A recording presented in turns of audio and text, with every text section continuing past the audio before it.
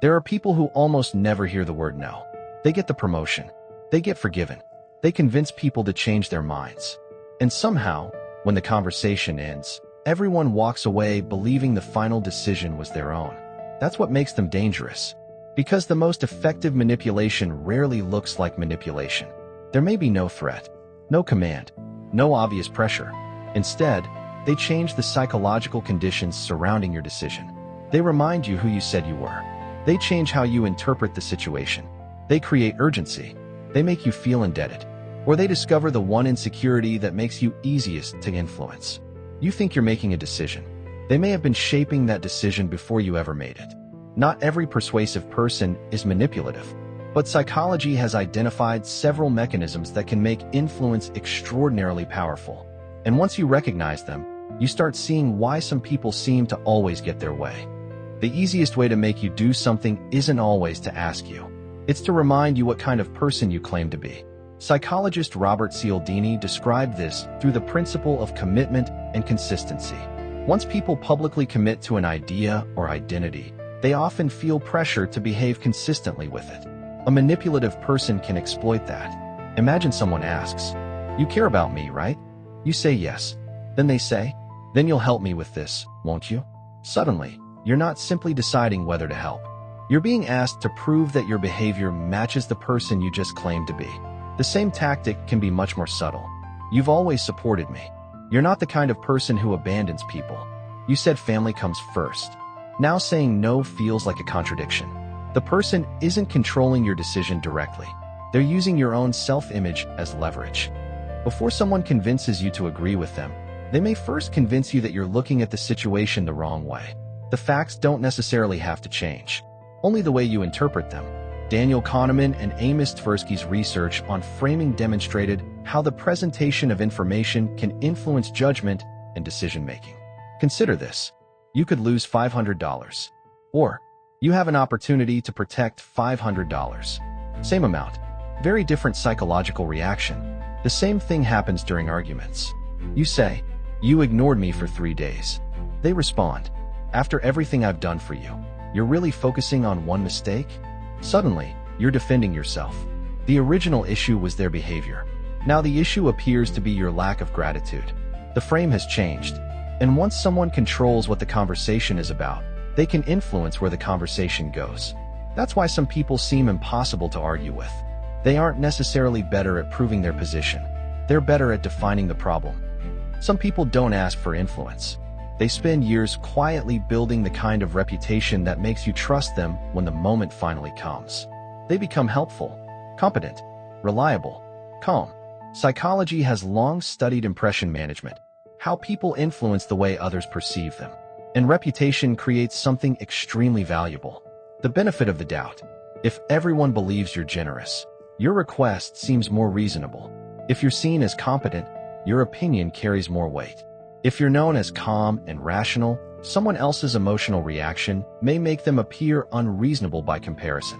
This means influence can begin long before the request. A person establishes an identity first. Then, when they eventually want something, they're not starting from zero. They're asking from a position of credibility they've already created. What if the easiest way to make you agree isn't convincing you at all, but making you believe everyone else already agrees? When people aren't sure what to do, they often look toward the behavior of others.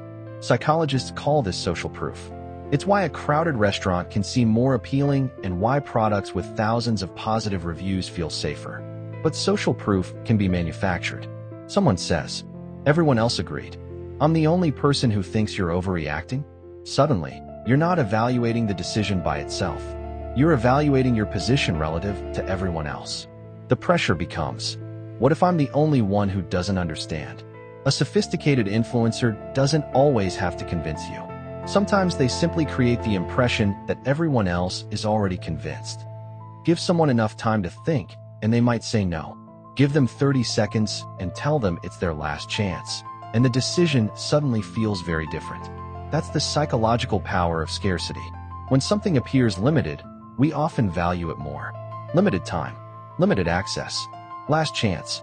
Combine scarcity with loss aversion, and the pressure becomes even stronger. Instead of asking, "Do I actually want this?" You start asking, what will I lose if I don't take it? This is your last chance. Someone else will take it. You won't get another opportunity. The urgency becomes part of the persuasion. And when people feel they don't have enough time to think, they become more vulnerable to impulsive decisions. The offer hasn't necessarily become better. Hesitation has simply become more painful. Pay attention to what happens when you say no. That's often where confidence and entitlement reveal themselves. A confident person can hear, no. An entitled person may hear, not yet. They keep pushing. They question your reasoning. They become offended. They remind you of what they've done for you. Eventually, you may give in simply because maintaining the boundary becomes exhausting. That's the important distinction. Confidence respects boundaries. Entitlement often treats them as obstacles. Someone who repeatedly behaves this way isn't necessarily more persuasive. They may simply be unwilling to accept that another person has the right to refuse. Most people are reacting to what's happening right now. A highly strategic person may already be thinking about what happens 3 moves later. This is where Machiavellianism becomes particularly interesting. In modern psychology, Machiavellianism refers to traits associated with strategic manipulation, cynicism, and an instrumental approach to relationships. Instead of asking, what do I want right now? A highly strategic person may ask, what does this person want? What are they afraid of? What do they need? And how can that benefit me? That's what makes this behavior difficult to recognize. The person may appear unusually calm while everyone else is reacting. They're analyzing incentives, the favor they'll need later, the relationship they'll need, the information they can use. They're not necessarily trying to win the current argument. They're thinking about the next position. Sometimes the person who eventually gets what they want is the person who gave you something first. A favor, a connection, their time, their support. Later, they ask for something, and suddenly you feel like you should say yes. That's the psychological principle of reciprocity. When someone gives us something, we often feel pressure to return the favor. Healthy relationships depend on reciprocity. But manipulation can turn reciprocity into leverage. The favor becomes a debt you never consciously agreed to owe. After everything I've done for you, now refusing makes you look selfish.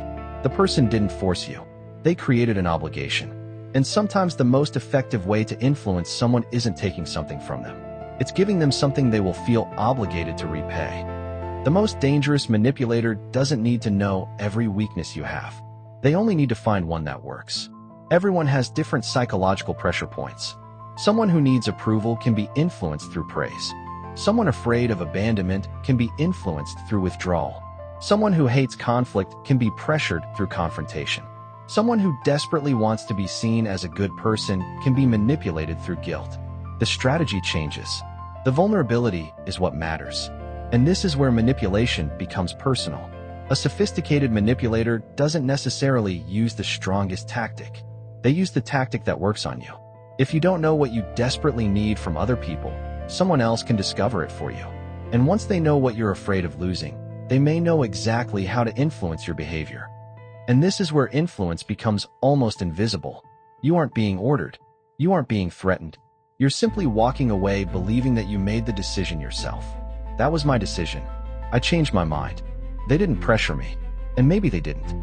But sometimes, the strongest influence is invisible because the person doesn't control your decision. They control the conditions surrounding it. They use your identity. They frame the problem. They establish credibility.